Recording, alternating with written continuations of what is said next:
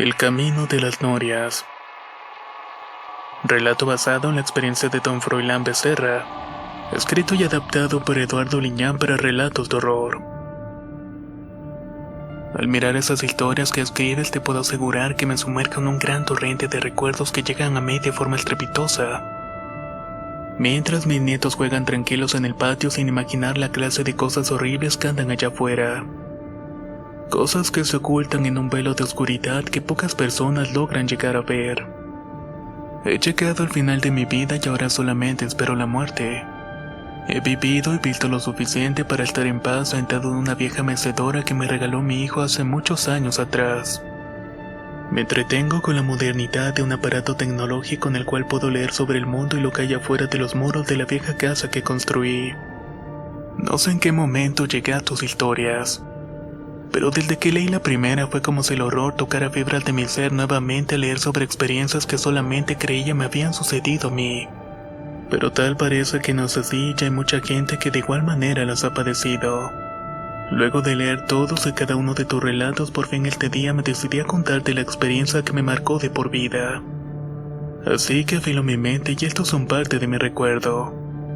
Tendría 16 años cuando mi hermano Conrado y yo trabajábamos en la tierra de mi abuelo al igual que mis padres y mis tíos. Eran unos terrenos que tenía muy cerca del ejido llamado El Hormiguero en el estado de Veracruz, los cuales estaban cercanos a la laguna de Tamiagua.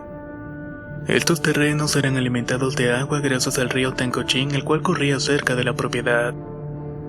Durante las épocas de lluvia crecía mucho el caudal y de él se desprendían varios arroyos y llenaban otros que permanecían secos todo el año. Muchas veces se inundaba la región con estas aguas y a veces se perdían cosechas enteras por la lluvia. Sin embargo, eran tierras muy prósperas en aquel tiempo. Esa prosperidad nos llevó a toda la familia a levantar una casa dentro de la propiedad del abuelo. Vivíamos ahí con limitaciones, pero con algunas comodidades que obteníamos gracias al esfuerzo de todos. Mi hermano Conrado tenía en aquel entonces unos 20 años de edad. Era un joven bragado, trabajador, pero muy enamoradizo, le gustaba la tomadera. No le importaba meterse con cuanta mujer se le atravesara, incluyendo casadas. Esa conducta le trajo muchos enfrentamientos con maridos ofendidos que de tanto en tanto lo buscaban para reclamarle. Aunque eso sí, él siempre negaba todo. A veces se libraba de las afrentas, pero en otras ocasiones agarraba machetazo con los hombres. Su juventud y corpulencia era un factor para que él siempre ganara los encuentros. Con ello su soberbia creció aunado a un gusto por las mujeres. Esa seguridad lo hizo ser un hombre temerario, falto de moral y ambicioso. Quería irse a Jalapa para hacer fortuna allá y ese fue siempre su sueño, el cual le causaba conflictos con mis padres a los cuales causaba problemas constantemente con sus advertencias. En aquel tiempo para nosotros los jóvenes era común que los domingos nos fuéramos de aventón a Naranjos o Tamiagua para placear. También conocíamos muchachas de otras comunidades en los bailes y tertulias que se hacían cada fin de semana. Con el tiempo se formaban parejas de novios que terminaban en el altar creciendo las familias y los acuerdos entre los campesinos. A mí en particular me gustaba una en especial.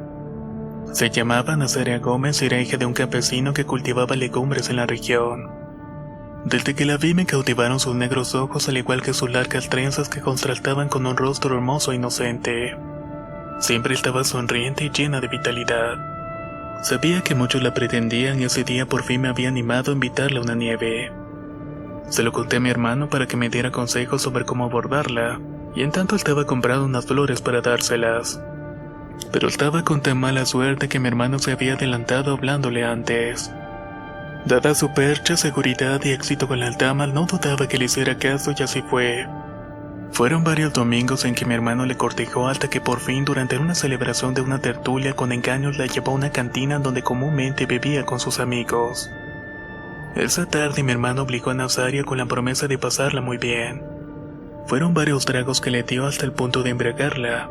Luego de hacerlo la llevó tambaleante a una de las habitaciones cometiendo un incalificable acto con ella. El enterarme de esto me llevó una tristeza y algo de envidia por no ser como él. Era ya tarde cuando fui por él a la cantina para regresarnos a la casa. En el camino me encontré con sus amigos también briagos que me miraban de forma burlona. Mientras tanto me iban diciendo lo que Conrado había hecho con mi novia. Mientras esperaba que salieran para irnos a la parcela, pude ver que Nazario salió antes de la fétida cantina con el rostro lleno de lágrimas y tapándose el rostro quizás por vergüenza. Tras de ella venía mi hermano fumándose un cigarro y acomodándose la camisa en señal de haberse salido con la suya. La sonrisa de satisfacción que dibujó en su rostro al decirme que ya no le interesaba a la muchacha y que me la dejaba a mí porque ya no le gustaba me molestó. Te la preparé para que sea buena y te enseñe cosas, hermano. Bufoneó un poco mientras me sonreía con burla. Me hizo sentir un profundo coraje hacia él, pero era mi hermano a pesar de todo. Así que no dije nada más y nos retiramos del lugar. Mientras volvíamos trepados de aventón en el pick-up, entre risotadas bromeaban y me contaba cómo eran las piernas de la joven. Yo no hablé con él durante un buen rato, y durante los días posteriores también lo evitaba un poco. Esa semana, mientras preparábamos el terreno para la siembra, vimos a lo lejos que se acercaba una camioneta levantando el polvo por el camino. Al llegar al terreno se bajaron unas personas y mi padre y un tío se acercaron para ver de qué se trataba. Luego de estar hablando un rato, mi padre le hizo una seña a mi hermano y presuroso fue a su encuentro. Mientras yo lo seguía de cerca para enterarme de qué se trataba. ¿Cuál sería mi sorpresa cuando vi que era Nazario con sus padres y una anciana ciega que venía sentada en la parte trasera de la pick-up? Habían llegado para hablar con mi padre sobre la conducta de mi hermano. Y solicitaban una satisfacción por haber mancillado la virtud de su hija, la cual aún era una señorita cuando mi hermano abusó de ella. Estaban pidiendo que Conrado se hiciera responsable casándose con ella. Él se negó e insultó al hombre diciendo que su hija no era una señorita cuando estuvo con él. Aquella afirmación hizo que el padre de la joven montara en cólera mientras se le iba a golpes a Conrado. En tanto esto pasaba, la madre reconfortaba a Nazaria, que claramente se veía incómoda, llena de vergüenza y en medio de llantos y gritos pidiendo que se fueran de allí. Mientras tanto, la anciana permanecía inmóvil, tan solamente escuchando la afrenta que tenía al lugar. Se hicieron todos de palabras. En cierto momento mi hermano le asalta un golpe en la quijada al hombre haciéndolo caer. Mi padre presuroso apartó a mi hermano, encarando a la familia, le dijo que era todo lo que se iba a decir allí, que su hijo no sería responsable, que le hicieran como quisieran. En ese momento sucedió algo inverosímil que cada que lo recuerdo me enchina la piel. La vieja que iba trepada se para de su maltrecha silla y baja a una velocidad sorprendente de la camioneta. Enseguida se para enfrente de mi hermano y, abriendo sus ojos marchitados por las cataratas, le comienza a decir cosas en un dialecto que no entendía, pero que claramente era indígena. Al final de la frase lo maldijo, diciéndole además que no se iba a librar de la responsabilidad. Enseguida y con esfuerzo subió de nuevo y se sentó diciendo con una voz autoritaria a su hijo que se fueran de ahí y que no había más que hacer. Eso fue todo y se retiraron del lugar con una clara amargura. Mi padre siempre fue consciente con las barbaridades que Conrado hacía, y esa no fue la excepción, diciéndole con calma que regresara al trabajo. Aún estaba estupefacto de la situación y con algo de temor por la maldición de la vieja, y aunque toda la tarde estuve pensando que podría ser una vieja ciega, sabía que mi hermano no temía los enfrentamientos y estaba seguro que a partir de ahí andaría armado todo el tiempo. Al fin del día todos regresamos a la casa olvidando por completo el bochornoso asunto. Pasaron varios días hasta que una tarde que había caído el sol habíamos terminado la jornada y debíamos volver al jacal para la cena. Conrado y yo habíamos deshiervado el terreno donde se iba a sembrar el frijol esta temporada. Para ese momento estábamos en el punto más alejado del terreno, lugar donde había crecido un arroyo gracias a las lluvias que estuvieron cayendo la semana anterior. Esa mañana había sido larga y bastante dura en cuanto al trabajo, por lo cual estuvimos un rato descansando en las raíces de una gran ceiba. Mi padre y mi tío se habían ido a Naranjos a comprar semillas y habíamos guardado las herramientas en una bodeguita que teníamos para tales fines, y en ese momento también teníamos algo de hambre. Mientras calentaba unas tortillas y nopales que mi madre nos había mandado de comer, mi hermano afilaba un machete con una piedra de río.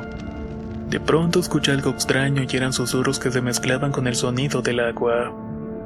Mi hermano también lo escuchó y se puso en alerta mientras me decía que estuviera atento. Para nuestra sorpresa notamos que el sonido se asemejaba a una sutil voz de una mujer que parecía cantar. Nos quedamos atentos al escuchar aquello y decidimos caminar por entre las piedras del arroyo en búsqueda de la dueña de tan melodiosa voz. No tardamos mucho tiempo en hacerlo. Mi hermano me tomó repentinamente el brazo indicándome que me agachara y no hiciera ruido. Mientras tanto se quedaba viendo a una mujer que probablemente estaba lavando la ropa en el arroyo. Algo bastante extraño porque no era la hora adecuada para estar lavando la ropa. Los ojos de mi hermano se abrieron tanto que pensé que se le iban a salir de sus cuencas. Comenzó a sudar en señal de un extraño nerviosismo. Luego de ese primer sentimiento vi que sonrió cambiando la expresión de su rostro de sorprendido al de una total lujuria. No entendía el porqué, me asomé por los pastizales y para mi sorpresa vi que la mujer que entonaba un dulce cantar estaba de espalda refrescándose con el agua del caudal. Lo primero que noté fue su perfecta espalda descubierta. Sobre ella caía una larga cabellera negra que contrastaba con una piel blanca y nacarada que te invitaba a tocarla. La falda de manta que llevaba se había mojado haciendo que la delgada tela mostrara una figura de curvas delineadas.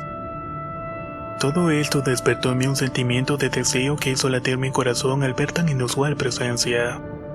Mi hermano quiso salir de nuestro escondite para abordarla, pero un mal paso hizo que removiera una roca boluda haciéndola caer al arroyo. Y alertando de esta manera a la mujer que se detuvo de inmediato para ver alrededor. No pude ver el rostro ya que la negra cabellera la cubría hasta los pechos, pero al sentir nuestra presencia de inmediato corrió entre el agua para alejarse. Mi hermano salió de igual forma corriendo tras de ella y yo pensé que algo no estaba bien. Le advertí que no fuera y que quizás era una trampa, pero él, cegado por la lujuria, corrió por el arroyo sin hacerme caso. Cállate, hermano, estas cosas son de hombres. Mejor vete para la casa que llego al rato. Un vientecillo me pegó en el rostro mientras vi alejarse a Conrado detrás de la mujer. No sabía qué hacer, así que volví a la bodega para esperarlo, pero me había quedado la noche. Pasé un buen rato hasta que me decidí irme a la casa con el miedo e incertidumbre de no saber qué había pasado con mi hermano. También tenía miedo de los reclamos que seguramente mi padre me haría al no estar pendiente de mi hermano. El camino de regreso se me hizo algo largo y cansado, y a cada paso que daba extrañamente mis piernas me pesaban más y más. Solo podía escuchar los murmullos de la noche alrededor de mí en tanto la oscuridad cubría con todo su negro manto. Estaba nublado y la luna no se veía de ningún modo, y eso me produjo más ansiedad por llegar a la casa. Y más por las explicaciones que tendría que darle al viejo. Cuando por fin vi las luces de la casa a lo lejos pude estar un poco más tranquilo, pero me faltaba el juicio de mi padre. Cuando llegué no sé cuánto tiempo estuve parado frente a la puerta sin ánimos de entrar. Dentro podía alcanzar a escuchar las voces de mi tío y mi abuelo hablando. Cuando por fin tuve el valor de abrir noté la calma en los rostros de todos. Incluso mi papá parecía estar calmado cenando un tamal de hoja. Y antes de que pudiera decir algo pude ver a Conrado salir de la cocina con uno de los tamales humeantes que mi madre le había preparado para la cena. Cené en silencio sin decir nada de lo que había pasado realmente. Y más al intuir la mirada de cómplice de mi hermano cuando dijo que me había ido por otro lado. Respiré por verlo bien, pero a la vez sentí curiosidad por saber qué había pasado con la mujer. Esa misma noche en el cuarto donde dormíamos antes de que me venciera el sueño le pregunté sobre lo que había sucedido en el arroyo y por qué había llegado antes que yo. Con un gesto de calma mi hermano encendió un cigarro y dándole una calada me miró fijamente. Mira, Froilán, hay cosas de hombres que quizás no entiendas, pero quiero a esa mujer y la quiero poseer. Respondió airadamente mientras miraba por la ventana como esperando ver de nuevo la aparición. ¿Que no la alcanzaste?, pregunté. No pude. De alguna manera se movía muy rápido en el agua. Estaba casi a punto de tomarla de los cabellos cuando llegamos al salto de la cañada. En instantes se dejó caer por el agua desapareciendo de mi vista. Y si no es por la rama saliente de un árbol donde me tomé, también me iba por la cañada, afirmó mi hermano en tanto le daba otra calada al cigarrillo. Y era cierto porque en esa cañada habían caído varios por accidente. El remolino de agua que se hacía ahí era bastante torrencial. Personas y animales habían caído ahí para ahogarse sin remedio. La estuve buscando pero se había ido, así que volví por el camino de las norias y por eso llegué antes que tú. No le digas a mi papá porque no quiero preocuparlo, me ordenó mientras se quedaba mirando al cielo. De cierta forma no entendía la obsesión que tenía mi hermano. Realmente era muy extraña. Nunca lo había visto así por una mujer, pero esta tenía algo especial. Una especie de magnetismo que hacía que te quisieras acercar a ella sin contemplaciones. Con el único pensamiento de ser la tuya, quizás eso era lo que pasaba en la mente de mi hermano al ver aquella oportunidad. Una mujer sola en el arroyo era una tentación que Conrado no iba a dejar pasar así como así. Por esa noche me olvidé de ello durmiendo sin mayores pensamientos. Al rayar el alba mi madre nos despertó como siempre lo hacía y Conrado ya estaba desayunando al igual que mis tíos y mi padre. El abuelo no iba con nosotros porque sus pies cansados no se lo permitían. Pero de tanto en tanto iba a sus terrenos para alimentar su espíritu con el olor a la tierra labrada. Así salimos para trabajar con ganas, pero mi hermano estaba hundido en sus pensamientos. Probablemente estaba pensando en aquella mujer. Pasaron varios días desde aquel encuentro y Conrado, un poco atribulado, esperaba cada tarde al caer el sol para escuchar el canto de la mujer. Pero por más que esperaba, no lo lograba escuchar. Él, decepcionado, hacía las cosas de mala gana, obsesionado por el pensamiento de la candente visión que había visto. De alguna manera, aquella mujer le fue robando la calma poco a poco. Siempre estaba al pendiente del arroyo, yendo a mirar de tanto en tanto, esperando tal vez verla enjuagar su generoso cuerpo en el caudal. Pero eso lo sabremos en la próxima parte.